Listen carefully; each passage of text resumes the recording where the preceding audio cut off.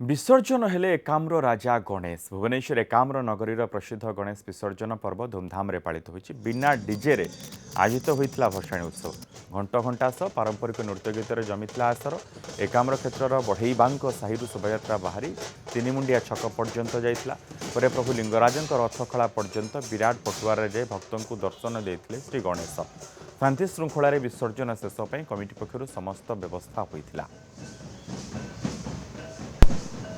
एकाम्र राजा तो पलाउछन्ति बहुत दुख लगुच आ खुशी भी लगुच आम गाँव कहला भाया राजा सी आ बहुत खुशी लगुच जी दुख भी लगुच से एकाम्र राजा महोत्सव शेष दिन बिना डीजे एवं बिना निशारे मध्य पारंपरिक भाव आमर भसाणी महोत्सव होउची एवं प्रशासन तरफ बहुत सहयोग एवं साहाय्य मिलुची।